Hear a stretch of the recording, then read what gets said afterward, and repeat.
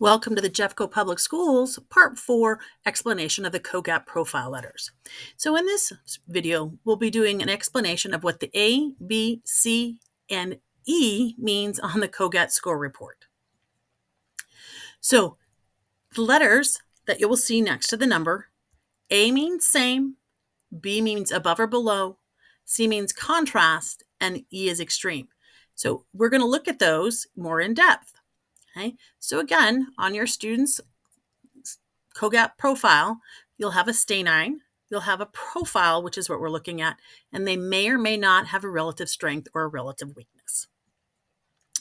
So this is a second grade example. This student has an 8B quantitative strength. Okay, and so when you look down in here on the age stay9, okay, you have an 8, 9, 7. So the middle one is an 8. Okay. Percentile ranks, the 94, 99, 88. Okay.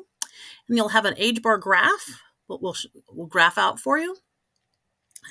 And then down here in our grade scores, remember, is the number of items, the number attempted, the number correct, the grade stay9, which is against all second graders, versus the age, which is against kids in the same 3-month age span as themselves. And then, so if there is a relative strength or weakness, like we saw just now, like a Q+, what it means is that a positive sign indicates a relatively higher battery score in that area, and the minus sign indicates a relatively lower battery score in that area. Let's go more in depth. So an A profile is a same level. The student's verbal, quantitative, and nonverbal scores are roughly the same level. The pattern is assumed whenever a student's ability is summarized in a single score. So about 1/3 or 30% of the students obtain this A profile. Okay, so when we look at this, okay, here's an example of this, is that this student has an age percentile of APR 83, 84, 81, very similar or very much the same. Their age stay9 is a 777. Okay. Their grade percentile is 75, 76, 75. Okay. Grade stay9 is 666. So they're very similar. They're very much the same. So that's when you get a student profile of the 7A. And as you can see, there's no plus or minus strengths or weaknesses because pretty much everything is the same. So there's not going to have that plus or minus next to it. If you're looking at your graph, you can look at these and you can see that they're very much the same. You know, the visual even shows that they're very close together on the bar graph.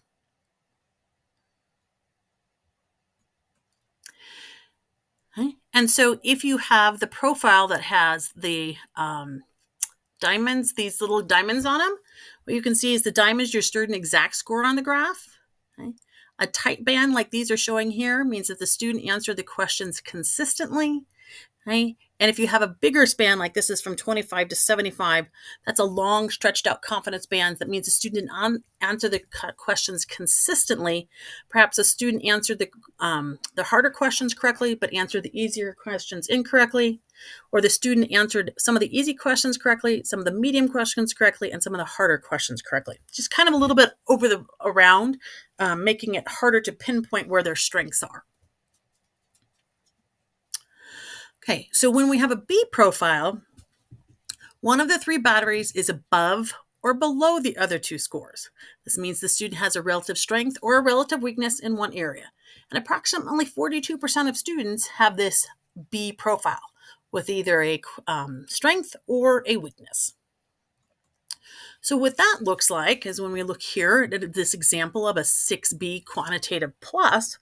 Okay, so in this case, the student's age percentile is a 62 with an age stay9 of 6. Okay. Quantitative is a 93 with a stay9 score of an 8. Nonverbal is a 71 with an age stay9 of 6. And we see that also over here in the grade scores, a 62 to a 6, 93 to an 8, 71 to a 6.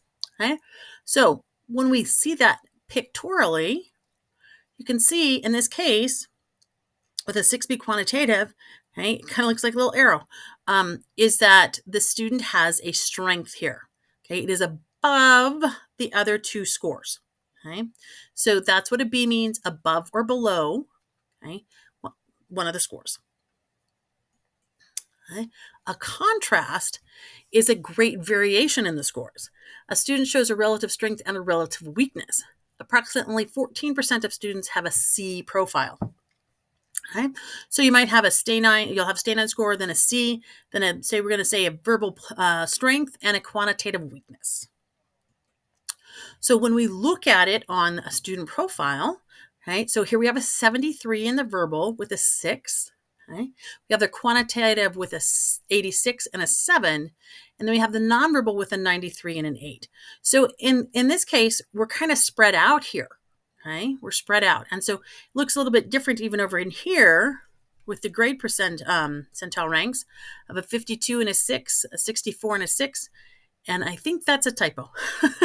I got to fix that. Sorry about that. 15 and an 8.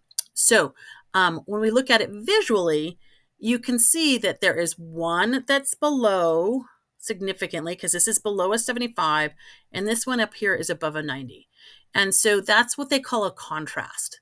So they don't, there's verbal is not their strength.